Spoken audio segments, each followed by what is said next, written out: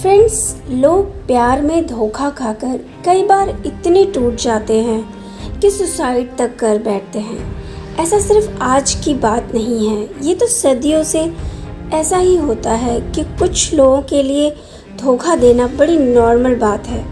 लोग तो हमेशा वही करेंगे जो वो करना चाहते हैं, ना कि वो जो आप चाहते हैं। मानवता के इतिहास में कहीं भी या आज या भविष्य में इंसानी रिश्ते कभी भी स्थायी नहीं रहेंगे।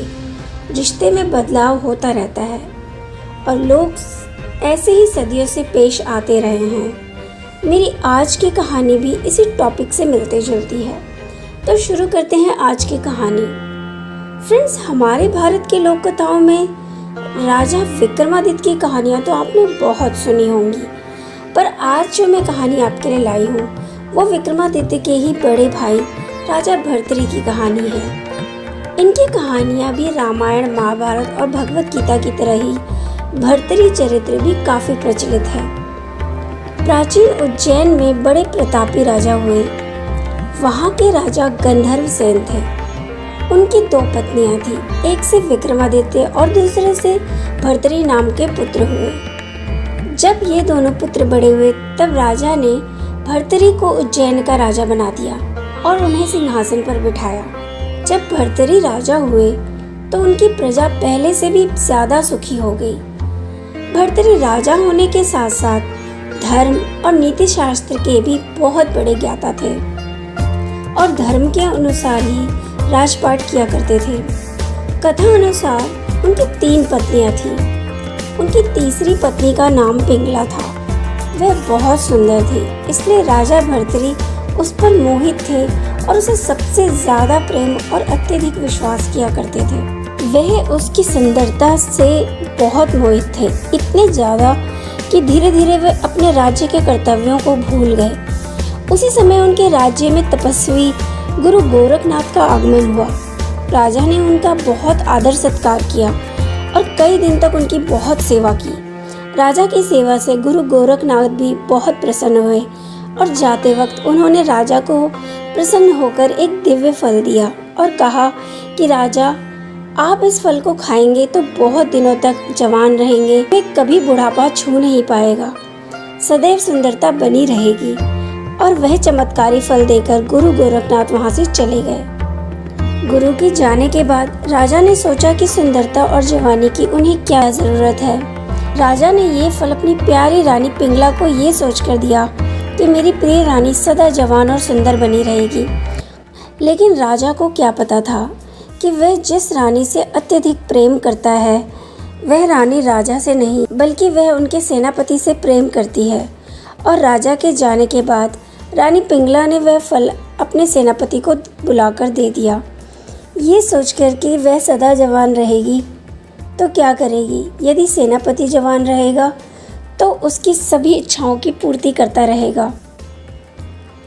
पर सेनापति उसी नगर की एक वेश्या को प्रेम करता था और उसने वह फल ले जाकर उसी वेश्या को दे दिया।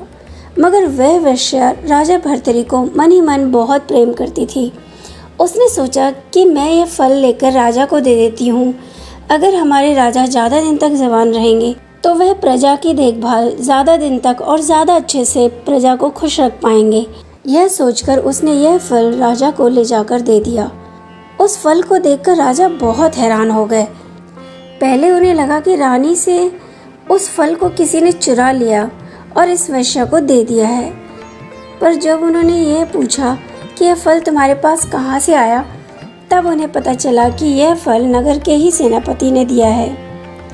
वेश्या ने कहा कि सेनापति ने मुझसे यह कहा कि इस फल को अगर तुम खाओगी तो सदा जवान रहोगी, और मुझे लगा कि मैं सदा जवान रह के क्या करूँगी। इस दिव्य फल की तो ज़रूरत हमारे राजा को है, इसीलिए ये फल मैं आपके लिए लाई हूँ। राजा ने सेनापति को तुरंत दरबार में बुलाया। राजा के सख्ती से पूछने पर सेनापति ने सच बोल दिया कि मुझे ये फल तो रानी पिंगला ने दिया है ताकि मैं सदा जवान रहूं और उनकी इच्छाओं की पूर्ति करता रहूं। ये सुनते ही राजा भर्तृहरि को बहुत दुख हुआ।